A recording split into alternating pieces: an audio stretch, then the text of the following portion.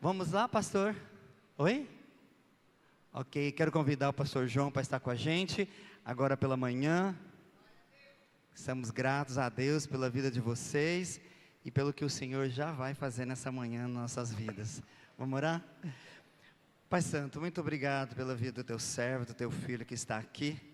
A minha oração nesta manhã é que o Senhor capacite o teu filho para a obra que o Senhor reservou nesta manhã, através dele, para as nossas vidas. Que ele seja abençoado, que ele seja guardado, que ele seja protegido e que a revelação do alto esteja sobre ele nessa manhã. E nós estamos com o nosso coração aberto para receber o que o Senhor tem para nós essa manhã, em nome de Jesus. Amém. Amém, glória a Deus, bom dia. Espero que todos tenham dormido bem, tenham aproveitado o tempo para começar a conversar sobre o que nós já falamos ontem, mas nós ainda temos um bom tempo para percorrer, né? Ainda estaremos juntos agora pela manhã, à noite e amanhã de manhã com toda a igreja, né? Estão todos convidados. Muito obrigado, minha irmã. Muito bem, meus irmãos. Quando a gente pensa que somos, enquanto casal, né, dois corações em um só propósito, nós falamos um pouco mais sobre propósito ontem, mas pensando que nós temos que alcançar um propósito, nós podemos imaginar isso como se estivéssemos numa jornada, ou num trajeto, ou numa caminhada, indo de encontro a esse propósito, né? Só que é uma caminhada a dois. Então, vamos pensar nessa figura. Nós somos dois caminhando rumo a um único propósito. Então, com um único objetivo, mas somos dois, que somos na verdade uma só carne. Pensando nisso, eu queria propor nesse primeiro momento o texto que está em Deuteronômio 2, verso 7. Todos os textos que eu for ler hoje aqui, eu vou utilizar a nova versão transformadora. Se a sua versão é outra aí, não tem problema nenhum, porque é a palavra de Deus, né? E eu creio que os irmãos vão projetando aí. Então, Deuteronômio, capítulo 2, verso 7, diz assim: pois o Senhor, teu Deus, tem te abençoado em tudo o que tens feito. Ele conhece tua caminhada por este grande deserto. O Senhor teu Deus esteve contigo nesses 40 anos, nada te faltou. Aqui o Senhor está falando com o povo dele, o povo de Israel, que saiu do Egito e teve que caminhar uma jornada de 40 anos no deserto. E aqui o Senhor está falando: olha, teu Deus tem te abençoado em tudo. Tudo que vocês têm feito, Ele abençoa. Ele conhece a tua caminhada. Ele sabe por onde você tem passado. Ele conhece as situações que vocês têm enfrentado. Ele sabe que vocês estão passando por um grande deserto, mas Ele tem te abençoado e Ele esteve contigo nesses 40 anos. Então, aqui eu creio que a gente tem casais com 1 ano de casado, 5 anos, 10 anos, 20, ou alguns mais, que já tem uma caminhada mais antiga aí com 30, 40, quem sabe nós temos alguém aí com 50 anos de casados. O tempo que você está nessa jornada, o Senhor sempre esteve presente. Pode ser que algumas vezes você não tenha percebido, porque aí você talvez tenha começado a olhar mais para os problemas, mais para as dificuldades do que para o Senhor a quem você serve. Mas Ele esteve sempre presente. E a promessa dele é que não faltaria nada para nós. nós podemos confiar. Então a primeira coisa que eu quero que vocês entendam, a jornada, a caminhada, o casamento, a vida a dois, pode ter seus desafios, certamente tem. Vão ter momentos de dificuldades, quando vocês vê um filme romântico e termina assim, e os dois foram felizes para sempre. Ou então quando você imagina uma cerimônia de casamento, né? E todo mundo deseja que o casal seja feliz para sempre. Isso é o que a gente deseja, é o que a gente almeja, mas na verdade nós sabemos muito bem que a caminhada no casamento não é só um caminho de flores, tem alguns espinhos pela frente, tem algumas questões que nós vamos enfrentar e que antes de casar a gente não estava preparado para isso. Muitos dos parafusos que nós temos que apertar é durante a jornada, é no meio do jogo, que a gente descobre, percebe, se dá conta de algumas situações, mas persevera, o Senhor sempre está presente, e Ele não vai deixar te faltar nada. E nessa caminhada a dois, nós temos um texto que já foi mencionado aqui várias vezes, que pode nos orientar, Gênesis 2, verso 24, por isso, o homem deixa pai e mãe e se une à sua mulher, e os dois se tornam um só. Então é uma jornada a dois, mas dois que se uniram e se tornaram um só. Esse mesmo texto, que é lá de quando o Senhor estava formando o homem e a mulher, ele é citado pelo menos 3 vezes no Novo Testamento. Em Mateus ele é citado, na carta de Paulo aos Efésios ele é citado, e em Marcos ele é citado. É o texto, inclusive, parte do texto que foi colocado aqui como verso, né, o versículo para essa conferência. Então vamos lá para Marcos, capítulo 10, só que eu vou ler de 4 a 9, que faz referência a esse texto de Gênesis que nós acabamos de ler. Os fariseus estavam questionando Jesus acerca de Moisés ter permitido o divórcio no meio do povo de Israel. Então Jesus responde, Marcos capítulo 10, verso 4. Ele o permitiu, responderam aos fariseus. Disse que um homem poderia dar à esposa um certificado de divórcio e mandá-la embora. Jesus, porém, disse, Moisés escreveu esse mandamento porque vocês têm o coração duro, mas Deus fez homem e mulher desde o princípio da criação. Por isso, o homem deixa pai e mãe e se une à sua mulher, e os dois se tornam um só. Uma vez que já são dois, uma vez que já não são dois, mas um só, que ninguém separe o que Deus uniu. Então aqui Jesus está falando, é verdade, Moisés estabeleceu a possibilidade de haver o divórcio, mas isso não era plano de Deus, não foi isso que Deus projetou. O plano de Deus era que homem e mulher, assim como Ele fez, deixasse pai e mãe, se unissem e se tornassem uma só carne. Assim como Deus fez, eles não são dois mais, mas porém são um agora, e que ninguém os separe. Ou seja, o divórcio ele foi instituído por causa da dureza do coração do homem. É porque o homem demonstrou na sua jornada dificuldade de caminhar a dois, como a gente falou ontem, vivendo para o outro, colocando o outro como prioridade, amando a Deus acima de todas as coisas, mas colocando no outro aquilo que ele vai fazer de tudo para que o outro seja feliz. O homem, com a dureza do seu coração, demonstrou dificuldade com isso, e preocupado, e voltado, e investindo muito mais naquilo que é o desejo próprio, a satisfação própria, o seu coração endureceu. Por isso é que foi instituído, mas não era plano de Deus. E aqui o texto diz que eles se tornam uma só carne.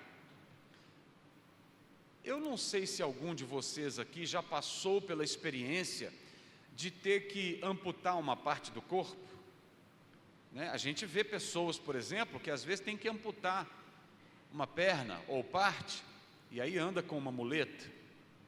Eu conheço pessoas que tiveram que amputar o braço e usam até uma prótese, que resolve parte do problema, mas não é o original. Às vezes nós temos que passar por cirurgias em que parte do nosso corpo tem que ser removido para resolver um problema. Então, e as pessoas conseguem viver. Tem pessoas que às vezes já perderam pé, perna, braço, alguma parte. Tem gente que já fez alguma extração de órgãos, né? Pâncreas, por exemplo. E as pessoas conseguem viver com parte do corpo sem determinadas partes do corpo. Não conseguem? Mas isso não quer dizer que foi ruim, que foi bom. Não quer dizer que era a primeira opção. Não quer dizer que não houve sofrimento. Então, o casal como dois, vivendo como uma só carne, quando há o divórcio, é como se estivesse amputando parte do seu corpo. Se são uma só carne, está amputando, está tirando um pedaço do seu corpo. Isso é doloroso, gente. Isso deixa marcas profundas. Isso pode provocar mais problemas mais graves, problemas com os quais você vai ter que lidar a sua vida inteira. Pode até ser que depois disso você consiga se restabelecer e prosseguir na sua vida, mas a marca fica, a dor fica, a sequela fica, a dificuldade fica. Você pode encontrar uma nova maneira de viver, mas alguma limitação você vai ter. Então, que sejam os dois uma só carne, que vocês tenham a disposição de abrir mão de algumas coisas para que vocês permaneçam firmes, permaneçam unidos, permaneçam juntos, caminhando rumo a esse propósito. Porque uma separação, nesse caso, é extremamente dolorosa e não vai afetar só o casal, vai afetar todos aqueles que vivem com o casal, que foram frutos dessa união. Num primeiro momento, os filhos. Então, gente, é possível? Foi instituído? Foi, mas é pela dureza do coração e não é algo fácil. Não estava no plano de Deus. Então vai ser doloroso, nós temos que lutar, brigar, para que consigamos permanecer caminhando a dois. Então agora vamos pensar, tudo bem, é uma caminhada que tem as suas dificuldades. Vamos pensar então numa caminhada. Quando a gente está caminhando, e agora nós vamos sempre pensar que é uma caminhada a dois, tá? Quem aí faz caminhada de vez em quando, de manhã? Pouquíssima gente. Vocês têm que começar a colocar isso na rotina de vocês, viu? Uma caminhada matinal, ou então à tarde, fim da tarde, é sempre muito bem-vinda, né? A gente tem que cuidar da saúde e exercitar é um ponto fundamental. Bom, minha sogra, ela tem 82 anos e ela sempre procurou se exercitar, e ela faz caminhadas, e tem uma avenida, não muito movimentada, mas uma avenida lá perto da nossa casa, no mesmo bairro, que ela começou a caminhar por ali. E eu estou contando isso aqui porque o primeiro ponto que eu queria trazer para a gente pensar numa caminhada a dois, é que a gente tem que caminhar por um local apropriado. O local onde a gente vai caminhar, ele tem que estar apropriado. E tem uma série de situações. Por exemplo, tem que ser um local nivelado. Nessa avenida que a minha sogra iniciou a sua jornada de caminhadas, ela caminhava pelo Passeio Central. E o Passeio Central, ele era desnivelado. Eu não sei o que aconteceu lá, mas o pessoal, na hora que fez o passeio, tem um lado do passeio que é mais baixo que o outro. Então, na hora que ela está caminhando, era como se fosse assim, né? Não um degrau, mas um desnível. Então, você imagina a dificuldade que era. Uma perna dela estava sempre mais baixa do que a outra. esse tipo de caminhada pode ser muito prejudicial para o seu joelho, porque a carga não é igual. Vai ser difícil você manter as passadas regulares. Então, ao final da caminhada, você estava com a expectativa de ter melhorado a sua saúde, mas você pode ter arrumado um grande problema, porque como não era nivelado, vai desgastar muito mais uma parte do corpo do que a outra, porque o esforço de um lado vai ser muito maior do que o outro. Então, logo a gente percebeu isso com ela relatando e reclamando, e falou: vovó Helena, vamos procurar um outro local para a senhora caminhar, porque esse daí vai fazer mal para a senhora. Se a gente pensar isso então, na nossa caminhada a dois como casal, nós temos que caminhar num ambiente nivelado. A vida do casal tem que demonstrar esse lugar aplainado. Não pode haver esse desequilíbrio. E existem dois pilares para o casamento que precisam ser cuidados, precisam ser mantidos, precisam ser construídos e exercidos para que a gente tenha esse nivelamento. Em Efésios fala sobre isso, Efésios 5:33, depois que Paulo fala sobre as atribuições de cada um no casamento, marido e esposa, no verso 33 ele diz: portanto, volto a dizer, cada homem deve amar a esposa como ama a si mesmo, e a esposa deve respeitar o marido. Aqui fala desses dois pilares: o homem que ama a esposa como a si mesmo. Olha, o amor a si mesmo é uma coisa absolutamente natural, inerente. Você está em uma situação de dificuldade, você está numa situação em que você pode sofrer alguma coisa, é uma reação natural você se proteger, porque você se ama, e você deve amar a sua esposa da mesma forma. Um pouco antes, em Efésios, fala um pouquinho mais profundamente, como Cristo amou a igreja. E se nós pensarmos novamente na nossa reflexão de ontem, Cristo amou a igreja e vai haver o casamento de Cristo com a igreja, então vai ser também uma só, um só. Então, por isso Cristo ama a igreja. Então, o marido deve amar a esposa nesse nível. E a esposa deve respeitar o marido. Isso foi estabelecido, gente, por quê? Dentro do casamento, a maior necessidade da esposa é se sentir amada pelo seu marido. Essa é a maior necessidade da esposa. E a maior necessidade do marido dentro do casamento, muitos aí vão pensar, é o sexo. E de fato o sexo é algo importante, e eu imagino que num primeiro momento ele é mais importante, ou fica mais evidente a importância dele para o homem, mas ele é tão importante para o homem quanto para a mulher. Uma mulher que não tem alegria no sexo também sofre. Talvez ela não se expressa da forma como o marido se expressa. O marido é mais pronto para expressar acerca disso, mas a esposa também necessita, aprecia e precisa ser valorizada e considerada no ato sexual. Mas o que o marido mais precisa no casamento, ainda que o sexo seja de fato importante e muito mencionado por nós homens, o que o homem mais precisa num casamento é o respeito da esposa. Uma mulher que não se sente amada pelo marido, ela sofre no casamento. Um homem que não se sente respeitado pela esposa, ele sofre no casamento. E isso vai trazer problemas de um lado ou de outro.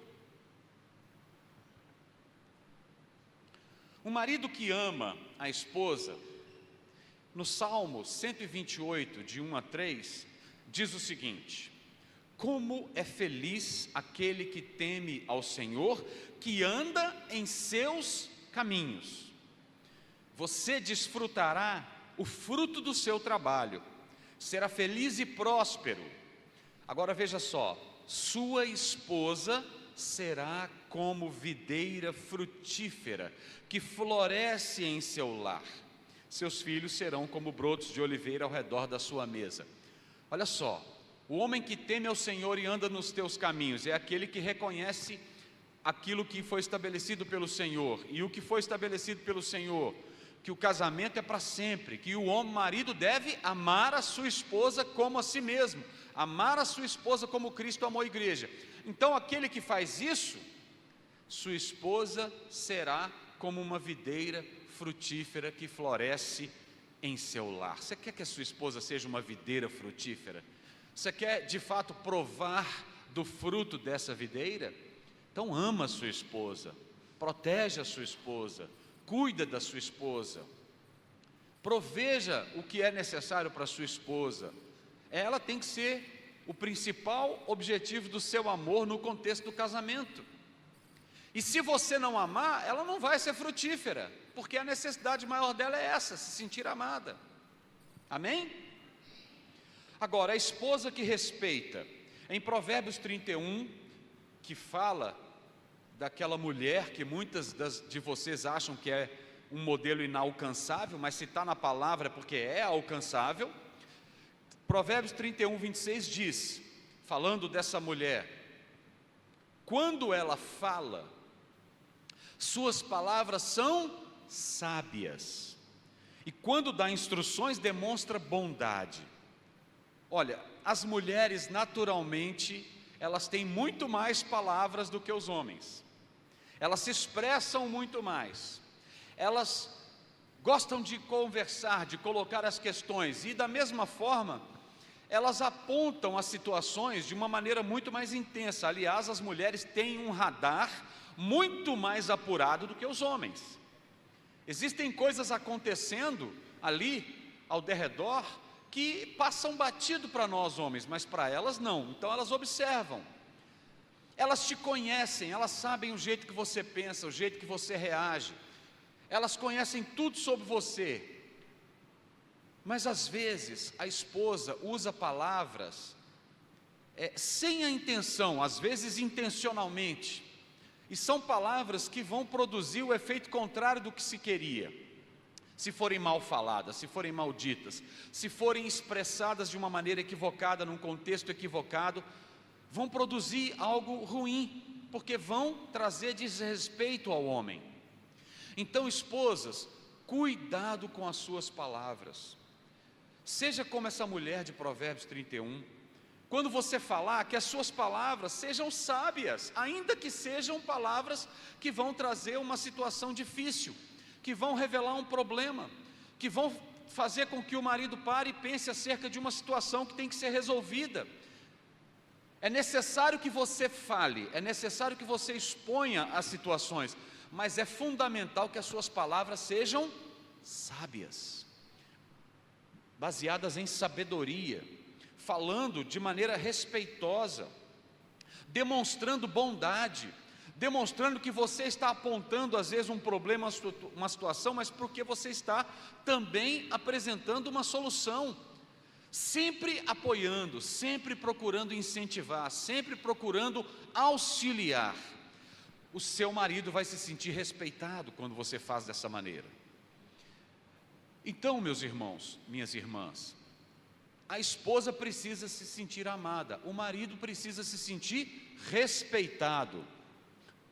E se um desses dois pilares não tiver legal, vai ser como a minha sogra andando no passeio desnivelado.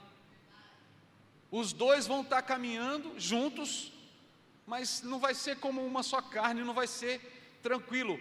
Um lado vai estar mais abaixo do outro, um lado vai estar desnivelado. Se só o marido ama e a esposa não respeita, essa perna aí vai sofrer mais, vai dar uma contusão. Se só a esposa respeita, se sujeita, e o marido não ama, não cuida, esse lado do casal vai sentir mais, pode dar uma fratura, pode ter uma distensão. Entendem? Então essa caminhada precisa ser nivelada. Agora, veja bem, o que vocês acham que é melhor?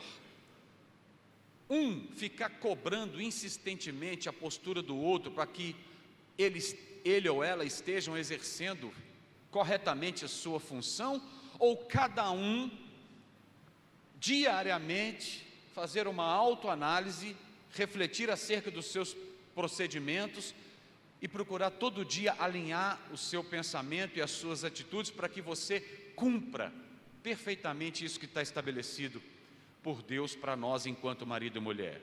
É melhor que você reflita. Se cada um cuidar de exercer muito bem essa função, garantindo que esse pilar fique firme e no nível correto, vai dar certo, vai ser muito mais suave a caminhada, vocês vão muito mais longe, vocês vão alcançar o objetivo, o alvo final e cumprir os propósitos, amém? Então, maridos, amem sua esposa com dedicação. Esposa, respeite o seu marido. Sujeição e submissão é muito mais respeito, porque você, quando respeita, você apoia e você impulsiona o seu marido, e você cumpre o seu papel tão fundamental. Um homem que não tem o respeito da esposa, ele não vai muito longe, ele pode até ter altas habilidades, mas ele não consegue ir muito longe. Então é importante a gente manter esse nível, e aí a gente está caminhando num terreno plano. Muito bem, mas não é só isso, né, pessoal? Se você conseguiu escolher bem o local e está garantindo o nível, existem outras coisas que a gente tem que preocupar quando a gente está caminhando, e principalmente quando a gente está caminhando a dois, que é a preparação para a caminhada. Então, quando a gente vai caminhar, você tem que ter um tênis apropriado, um calçado apropriado. Nós temos uma amiga que teve dificuldades, teve problemas no pé,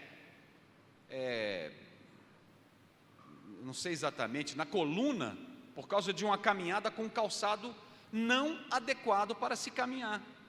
E aí gerou um problema na coluna dela.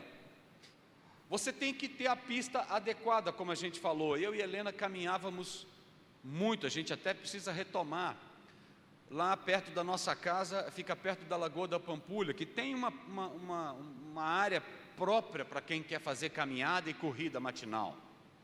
E lá tem um local apropriado, adequado para isso. Você tem que pensar na roupa que você vai usar, né? Se você for caminhar de paletó e gravata ou vestido de festa, não vai dar muito certo. De sapato não vai dar muito certo, né? De bolsa, chapéu, você tem que ter uma roupa adequada, tênis adequado, roupas leves, roupas que você vai permitir que o seu corpo transpire sem dificuldade. E você também tem que escolher o horário adequado, né? Se você for caminhar ao sol do meio-dia, você pode ter problemas.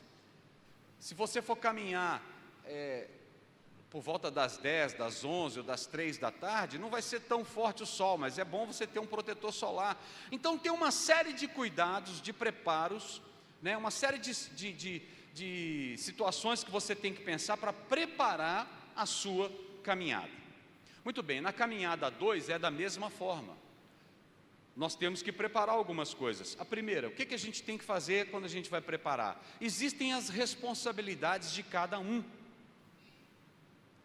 E essas responsabilidades falam de algo que a gente tem que se empenhar para isso, não é? Muita gente chega no casamento e depois do casamento fala: pronto, estou de boa, já casamos, agora está tudo bem, eu não preciso mais investir, né? Não, existem responsabilidades. Em Gênesis 2, de 15 a 17, diz o seguinte: o Senhor Deus colocou o homem no jardim do Éden para cultivá-lo e tomar conta dele. Mas o Senhor Deus lhe ordenou: coma à vontade dos frutos de todas as árvores do jardim, exceto da árvore do conhecimento do bem e do mal. Se você comer desse fruto, com certeza morrerá. Então olha só, você vai cuidar do jardim, você vai cultivar aqui, mas seja responsável. Não coma desse fruto, esse aqui não pode, o resto está tudo liberado para você. Então a responsabilidade de saber o que deve ser feito e o que não pode ser feito, porque vai te levar à morte. E antes aqui fala do trabalho que Deus deu para o homem. Ele não colocou o homem no jardim do Éden para o homem desfrutar pura e simplesmente. Ele deu trabalho. Ele deu trabalho. Você vai ser colocado no jardim do Éden para cultivá-lo e tomar conta dele. Isso é trabalho. Então é responsabilidade do homem trabalhar, buscar o sustento para a sua casa, a provisão para a sua família. É lógico, hoje nós vivemos numa época em que, muito provavelmente, você e sua esposa trabalham fora, tem uma atividade profissional da qual você gera renda, e está tudo bem, mas a responsabilidade primeira da provisão, do trabalho para que tenha o sustento para casa, e da administração correta dos recursos, sabendo o que deve ser investido e o que não deve ser investido, sabendo qual é a direção que você vai dar para cada recurso que você tem, vai ter determinados frutos desse recurso que não é para você comer, que vão ter destinos específicos, e a responsabilidade de fazer isso é sua, marido. Outra coisa, você ter essa responsabilidade do trabalho não diz respeito apenas a você exercer sua profissão dentro de casa também. Às vezes a gente vê casas em que você entra, do lado de fora parece que está tudo ok, e quando você entra, tem algumas lâmpadas precisando trocar, tem algumas paredes que precisam de manutenção, tem alguns eletrodomésticos que não funcionam muito bem ou funcionam meia boca, com aquela gambiarra que a gente coloca para resolver um problema num primeiro momento e depois fala assim, depois eu resolvo para valer, e aquilo fica anos, né? Tem alguns móveis que precisam de ter um tipo de aperto, um tipo de conserto, um tipo de manutenção, então ali, né? Um lado da cama ficou um pouquinho mais baixo porque uma peça do estrado estragou, depois eu conserto, daqui a pouco acontece a mesma coisa do lado de cá e vocês vão se equilibrando. Enfim, gente, são várias situações que cabem ao homem tomar a iniciativa de resolver. Mas eu sou uma esposa que gosto de fazer isso, gosto de trabalhos manuais, eu vou fazer. Tudo bem, não tem problema você fazer, mas não deixe o seu marido acomodado, essa função é prioritariamente dele. E como eu digo para Helena, olha, homem é folgado. Se você der moleza para ele, ele vai folgar, porque a gente gosta, a gente sai para trabalhar, chega em casa, a gente quer sossego. Eu não quero ter que encarar uma jornada dupla. Ou eu preciso chegar em casa e ter um tempo para relaxar. Não é assim que a gente é, maridos? Mas isso não quer dizer que você vai deixar as suas responsabilidades de lado. Tenha o seu tempo de descanso, tenha o seu tempo de não fazer nada. Mas depois que passar esse tempo, depois desse tempo, vai lá e põe a mão na massa. Tem homem que não deixa as coisas estragarem e não cuida. Uma coisa legal e que eu fiz questão de começar a investir na vida dos meus 2 filhos, os 2 homens já se casaram, né? E logo no início do casamento eu comprei uma caixa de ferramentas para cada um. E falei para eles assim, se precisar aprender a usar, eu ensino. Eu não sou profissional, entendeu? Eu não sou pedreiro, eu não sou mecânico, eu não sou eletricista, eu não sou pintor, profissionalmente falando. Mas eu sei manusear algumas ferramentas, eu fui aprendendo. O que eu não sabia fazer, eu pedi alguém para me ensinar. O básico, gente, o básico. Para que as coisas em casa continuassem em ordem. Tudo bem, João, mas eu até tenho uma caixa de ferramentas em casa, mas eu não sou muito habilidoso com isso, ok? Então você contrate alguém para fazer o serviço, acompanhe, pague e fique esperto ali para observar, para você não ter que ficar gastando a mesma coisa toda vez que acontece. A gente pode aprender alguma coisa, não tem que ser expert, não tem que ser profissional, tem que ter a disposição, porque é nossa responsabilidade, amém? Então, maridos, por favor, tome a iniciativa de cuidar das coisas, deixar as coisas em ordem. Agora, tem responsabilidade para as esposas também, gente. Provérbios. Então vamos lá. Vamos combinar uma coisa aqui? Quando eu estiver trazendo as questões acerca do marido, os irmãos vão gritar glória a Deus. E quando eu trouxer as questões para as esposas, as irmãs vão gritar glória a Deus. Amém? Então, Provérbios 14, capítulo 1, verso 1, diz o seguinte: toda mulher sábia edifica a sua casa, mas a tola a derruba com as próprias mãos. Ainda em Provérbios, agora Provérbios 31, 27. A mulher de Provérbios, ela cuida bem de tudo em sua casa e nunca dá lugar à preguiça. Da mesma forma, então, gente, a esposa, ela pode e deve ter a cooperação do marido e dos filhos, mas a responsabilidade primeira do cuidado com as coisas da casa e do bom funcionamento da casa é da esposa. É da esposa. Ela, a sábia, vai edificar com as próprias mãos, e aqui não está falando só de construir a casa, mas edificar o lar, manter a ordem, manter as coisas funcionando. Então, eu sei fazer uma boa comida, eu sei administrar, e eu sei não desperdiçar aquilo que foi comprado com o suor do nosso trabalho. Não apenas alimento, mas as roupas, as coisas que estão ali dentro de casa, cuidar para que o ambiente seja sempre agradável. Isso é coisa muito mais feminina, não é? E também não é uma questão de ter mais ou menos recurso. Às vezes você entra em casa de casal que tem muito recurso, mas tem pouca sensibilidade, ou pouco cuidado, a esposa não cuida do ambiente, né? E o contrário é verdade. Nós inclusive encontramos uma vez uma moça que até criou um perfil no Instagram mostrando como que ela cuidava da casa dela com pouquíssimo recurso. E ela foi se reinventando e descobrindo maneiras de tornar o ambiente da casa dela aconchegante. Então tinha sempre uma toalha limpa, tinha sempre uma mesa bem postada, tinha sempre flores, um ambiente cheiroso, limpinho, gostoso, preparado para receber o esposo quando ele volta do trabalho, ou para receber os filhos depois que voltam da escola.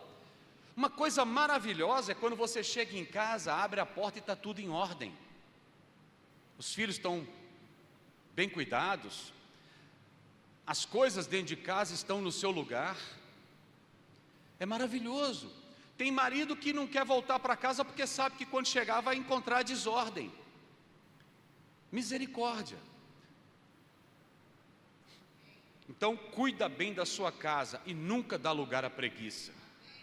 É claro que a gente tem que parar e pensar no nosso tempo de descanso, e não só trabalho, né? Quem vive só para trabalhar não desfruta do fruto do trabalho. Então a gente cuida da casa, marido e mulher, nas suas funções prioritárias, para que os dois e a família possam desfrutar desse ambiente. É uma preparação fundamental para que a caminhada seja agradável. Está tudo funcionando, está tudo no lugar. E é claro, gente, como eu disse aqui, o maridão pode cooperar. De vez em quando você lava as vasilhas do almoço de domingo, por exemplo, né? É uma boa dica, é uma boa colaboração.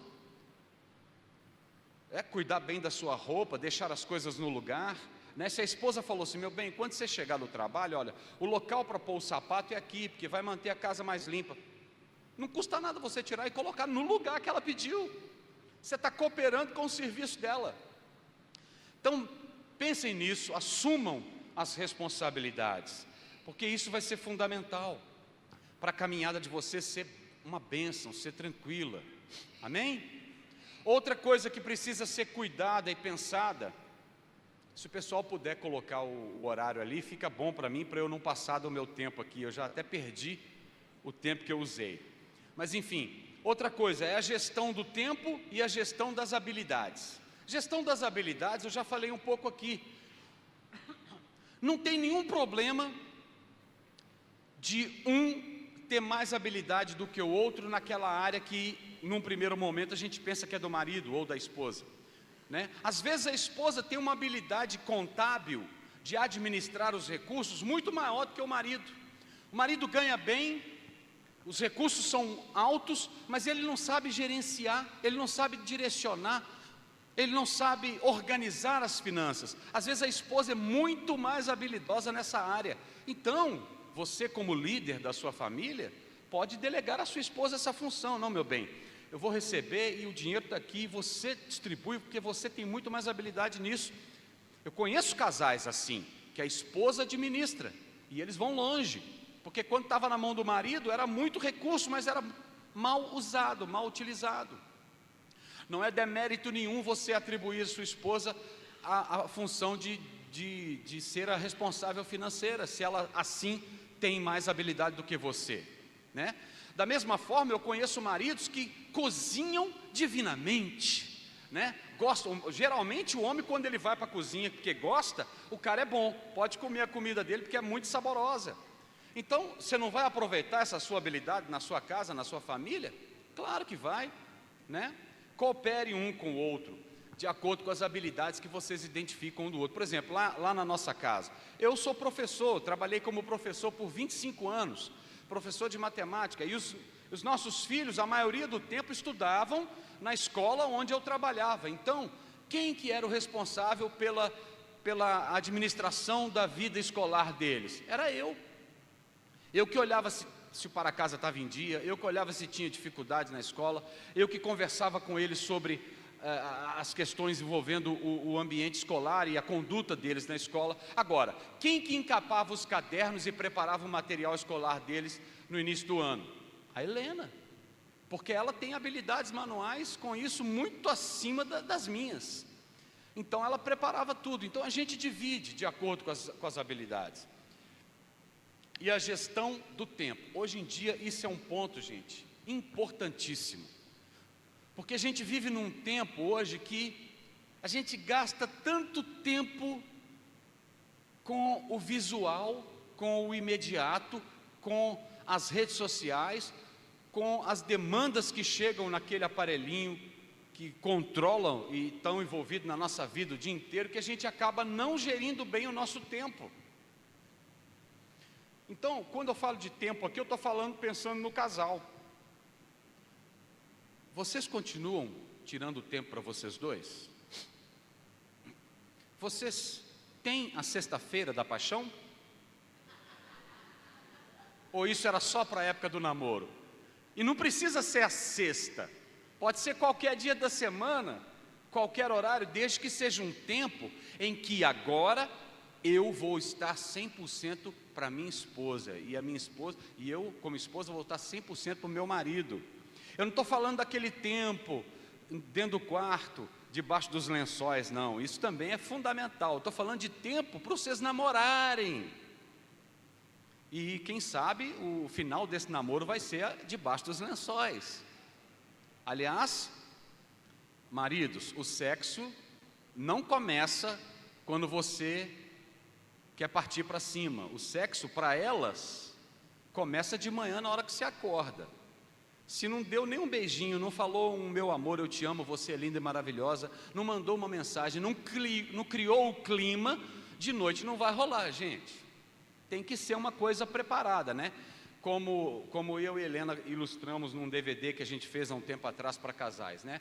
O homem, nessa área, ele é como um liquidificador.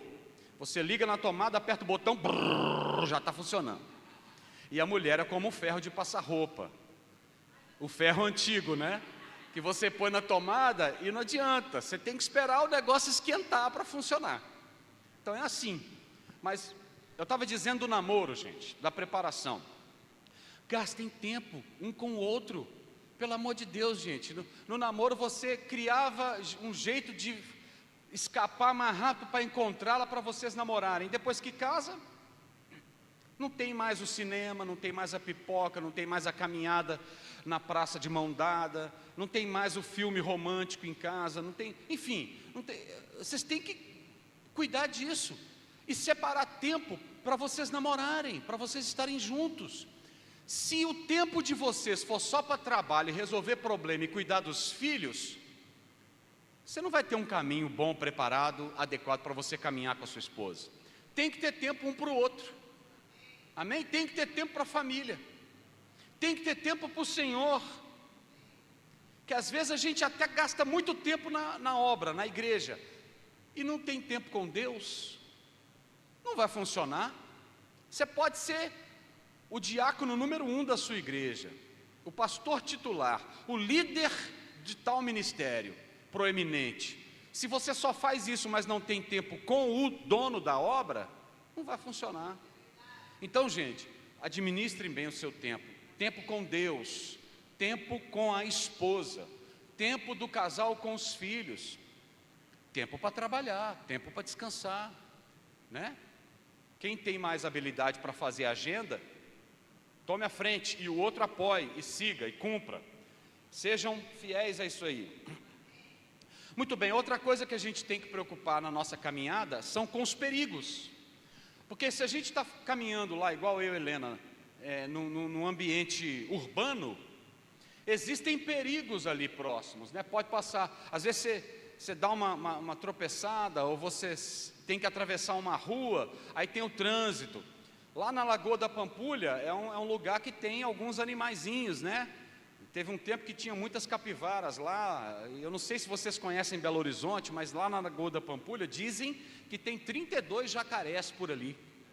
De vez em quando eles aparecem e abocanham cachorrinhos, né? Então é um lugar que você tem que tomar cuidado. Existem perigos, né? Alguns insetos, por causa das capivaras, houve um tempo que tinha carrapato, que transmitia aquela doença lá, aquela febre que dava, febre maculosa, né? Então, enfim, às vezes chove, às vezes venta, às vezes o calor está muito grande, às vezes você vai cruzar com outras pessoas não muito agradáveis, que vão apontar o dedo para você e querer brigar com você só porque você está com a camisa do time de futebol da sua preferência, que é rival do outro. Isso aconteceu comigo. Eu e a Helena caminhando, eu estava com a camisa do Galo. O Galo é o maior de Minas, tá, gente? E aí vinha de lá um com a camisa do menor de Minas. Eu nem vou pronunciar.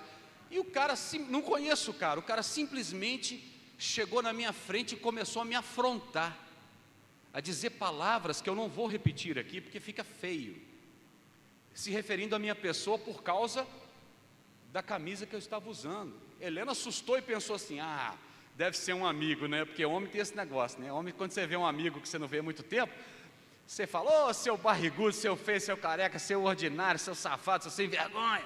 O cara xinga e ele fala assim: esse cara é gente boa pra caramba, né? É amizade. Mas não era isso. Não era isso, eu não sabia quem era o cara. E eu fiquei assustado com a maneira como ele reagiu. Segurei no semblante, como diz, né? Respirei fundo, apertei a mão da Helena e continuamos caminhando.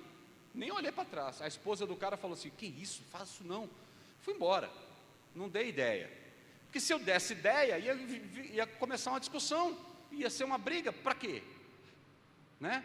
E a Helena falou: você não conhece ele? Não, nunca vi. Então existem os perigos, né? Eu estou aqui ilustrando algumas coisas. Muito bem, quais são esses perigos prováveis, né, na caminhada a dois dentro do casamento? E por que a gente tem que cuidar disso? 1 Timóteo 5,8: mas se alguém não tem cuidado dos seus, e principalmente dos da sua família, negou a fé e é pior que o infiel.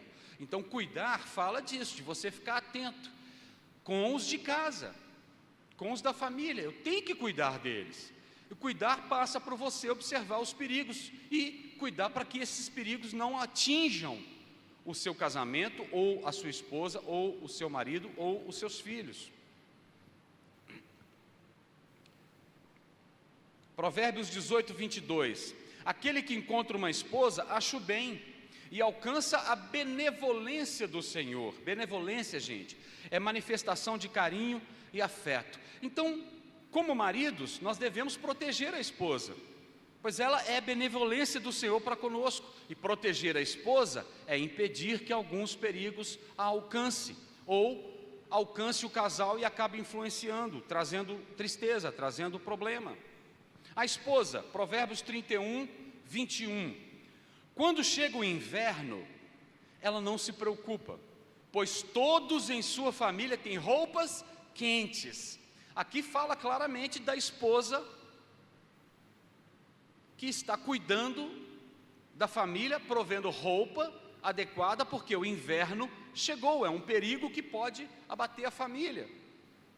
Então, gente, isso tudo fala de proteção, né? Proteção é você impedir que um perigo, um risco iminente ali na caminhada alcance vocês, né? Ontem foi dito aqui pelo pastor André, né? Olha, você tem que dar a mão para sua esposa para ela descer a escada. Você tem que dar a mão para sua esposa para descê-la do carro. Na verdade, gente, quando a gente vai sair, maridos, abra a porta do carro para sua esposa sentar e entrar e fecha. A hora que ela estiver adequadamente sentadinha no seu lugar, você vai para o seu lugar e vão embora. Tem marido que está na hora de sair e vai para o carro e fica só buzinando e apertando, e a esposa que venha. Abra a porta do carro para ela. Use de gentileza, mulher gosta de ser bem tratada. Agora, irmãs, ajuda também, né? Se você precisa de mais tempo para se arrumar, então, começa a arrumar 30 minutos antes. Ah, mas você não sabe as coisas que eu tenho que fazer para poder me arrumar. Sou eu que arrumo as crianças, sou eu que providencio a roupa dele, inclusive. Então, é questão de ajuste. É a hora de você falar com as palavras sábias do início lá, lembram? Cadê os glória a Deus e aleluia, gente? Fala, Senhor. Então, é uma cooperação dos dois para que haja proteção, cuidado, né? Então, maridão, cuida bem da sua esposa, seja gentil com ela. Dê presente fora da data, gente. Mulher gosta de ser lembrada. Ah, meu bem, mas que isso? Não é dia das mães, não é meu aniversário? Eu sei, mas eu lembrei de você durante o meu dia e resolvi comprar para você. Você ganhou o dia, a semana.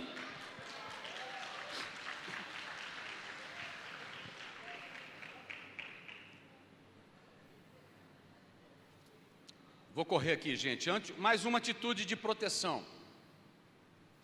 Não divida seus segredos com outros. Gente, tem assunto que só diz respeito ao seu cônjuge. Não vai ficar falando da sua vida conjugal, amorosa, íntima para outras pessoas. Isso é coisa para dividir você com seu marido, você com a sua esposa. Às vezes a gente fica relatando e dando pistas de situações que são íntimas do casal para outras pessoas. Isso gera inveja, isso gera competição, isso abre o olhar das pessoas, terceiros e quartos e quintas, para o seu cônjuge, e pode trazer problema. Nós conhecemos casos de que a esposa revelou questões tão íntimas do marido para uma amiga, e depois lá na frente a amiga roubou o marido dela, porque proveu aquilo do qual ela estava contando e confidenciando. Então isso é sério. Agora, você vai guardar os seus segredos para vocês, como casais, a coisa que é mais íntima. Agora, um para o outro, não pode ter segredo. Então, por exemplo, a Helena, ela sabe tudo sobre mim, eu sei tudo sobre ela, a gente compartilha tudo, não tem segredos. Ela tem a senha do meu celular, se precisar usar o meu celular, está na mão dela, ela usa, pode olhar o que ela quiser. Não tem nada para esconder. Ela também não tem nada para esconder de mim. Existe confiança plena e absoluta. Se você, marido, ou você, esposa, tem algo, qualquer coisa que seja, que você pensa assim, isso eu tenho que esconder da minha esposa, isso eu tenho que esconder do meu marido, nós temos um problema aí. Você encontrou um problema para ser resolvido no seu casamento. Veja bem, eu não posso ter segredo nenhum com ele ou com ela? Pode, mas assim, um amigo muito próximo ou uma amiga muito próxima te confidenciou algo pessoal, pedindo a sua ajuda, e falou assim, eu queria que você guardasse segredo sobre isso. Você não precisa dividir com seu cônjuge um segredo importante de uma pessoa que você está ajudando. Tudo bem. Quando eu digo não tenha segredos um pelo outro, é segredos que envolvem os dois, o casamento, a relação, os filhos, a família. Então, entre marido e mulher, tem que ter confiança e não receio de contar algo. E se for chegar um momento que um tiver que dizer alguma coisa difícil de ouvir, que a parte que está ouvindo tenha sabedoria e maturidade para ouvir. Sabe por quê? Porque aí tem mais uma situação aqui que é eliminar perigos, que é confessar tentações. 1 João 1, de 5 a 7. esta é a mensagem que ouvimos dele e que agora lhe transmitimos. Deus é luz e nele não há escuridão alguma. Portanto, se afirmamos que temos comunhão com ele, mas vivemos na escuridão, ou seja, escuridão, ela impede de que seja visto algo, né?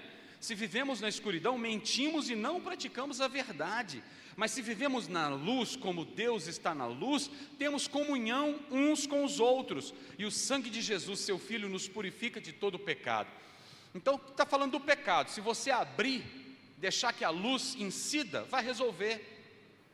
Se você manter na escuridão, vai continuar o problema. É igual sujeira que você vai varrendo para debaixo do tapete. Depois, quando você levanta, está podre, está mal cheiroso, está muito maior o problema. E aqui fala de pecado, mas é muito mais fácil resolver quando a gente confessa uma tentação antes de que isso vire pecado. Porque primeiro vem a tentação. E nós somos seres humanos, nós somos suscetíveis a tentações. E se elas vêm e você está tendo dificuldade, fale com a sua esposa, fale com seu marido. Ela ou ele são a pessoa mais preparada para pôr a mão na sua cabeça, orar com você, porque é a pessoa que tem autoridade sobre a sua vida nessa área. Confesse as tentações, abra o seu coração, e você que está ouvindo, acolha, receba, coopere, não fique escandalizada, ou não fica estressada. Às vezes o marido vai confessar uma tentação de visual, e a esposa acha que ele já traiu. Não, ele está confessando porque ele precisa de ajuda. Ele está confessando a dificuldade, ajude-o. Às vezes tem a ver com alguma coisa que você faz que não cativa. Procure ouvir e preste atenção e tente melhorar. Então, confesse as tentações uns aos outros. Isso vai evitar que você chegue no pecado, né? E tentação, gente, não é o pecado ainda. Por exemplo, os homens, nós somos seres visuais. Se você está andando na rua ou qualquer lugar e lá vem uma outra mulher que não é a sua esposa e ela é bonita, você vai ver. E não tem nada de errado você ver. Agora, depois que ela passa, você se vira e procura olhar uma segunda vez, ou estão no mesmo ambiente, você viu uma vez e aí começa a procurar e observar um pouco mais, aí já é pecado. A primeira vez pode acontecer porque você não é cego, graças a Deus. A segunda vez, ou a intenção de procurar algo mais, aí você procurou. Então, cuida dos seus olhos aí, cuida das suas intenções. Amém? Então, confessem as tentações uns aos outros. E cultive a amizade, pessoal. Quando nós somos melhores amigos um do outro, marido e mulher, nós estamos protegendo um ao outro, nós estamos eliminando os perigos. Porque como eu vou proteger alguém que eu não conheço? E para conhecer, gente, não é amor, é amizade. Conversem sobre tudo. No namoro vocês conversavam sobre tudo. Você queria saber o que ela pensa, como que ela gosta de vestir, que tipo de lugar que ela gosta de ir. Você queria saber qual a comida preferida dele. Depois que casa, para de conversar, para de desenvolver a intimidade emocional. Intimidade emocional é isso, é a gente compartilhar tudo. Nosso comportamento, nossas ideias, nossos ideais, nossos objetivos, nossos pensamentos, nossas opiniões, cultivar a amizade, amém? E para finalizar, a última coisa que é preciso cuidar para a caminhada ser legal, a 2, é o ritmo da caminhada, né? É necessário dosar as passadas e combinar o ritmo. Se tem dois andando juntos, mas um está querendo andar mais depressa e o outro está querendo ir mais devagar, vai dar um descompasso aí. Provavelmente o que quer andar mais rápido vai derrubar o outro, ou o que está mais devagar vai travar aquele que quer prosseguir. Então vocês dois como um precisam alinhar e ajustar o ritmo da caminhada, dar passadas ritmadas. Vai ter momento que um vai ter que acelerar um pouco? Sim. Às vezes é um momento, a esposa cuidou da casa e dos filhos a vida inteira, passaram 20 anos, agora ela quer estudar, fazer aquele curso que não deu tempo porque os filhos chegaram. Então é hora do marido dar uma segurada e deixar a esposa acelerar, apoia ela. Às vezes é uma mudança de emprego, às vezes é uma mudança de moradia, vocês têm que dar uma segurada porque vão construir, tem que mudar. Ou surgiu uma situação, uma enfermidade, sei lá, uma situação com os filhos, que vocês precisam reorganizar alguma coisa na vida de vocês. Tudo isso diz respeito a esse ritmo, a esse acelerar e segurar um pouco, para que os dois continuem andando juntos e prosseguindo. Às vezes, você diminui a passada, não quer dizer que você não está progredindo, você só está indo mais lento, porque você precisa disso nesse momento. Se você querer correr, vai dar ruim. Então, conversem, ajustem, para que vocês tenham o mesmo ritmo. Amós 3, verso 3. Acaso duas pessoas podem andar juntas se não estiverem de acordo? Quanto mais marido e mulher estejam em acordo todo o tempo quanto ao ritmo da vida de vocês, para que vocês não atropelem um ao outro ou não atrase um ao outro, estejam os dois caminhando firmes na mesma jornada, os dois como uma só carne, olhando para o alvo e perseguindo aquele propósito do qual nós conversamos. Amém? Então é isso, vamos refletir acerca desses aspectos todos dessa caminhada 2, que o Senhor possa guardar e florescer e frutificar essas sementes lançadas nos seus corações. Eu sei que vocês têm muito o que conversar, se estão refletindo sobre isso tudo que a gente conversou, e vocês vão ter tempo para isso.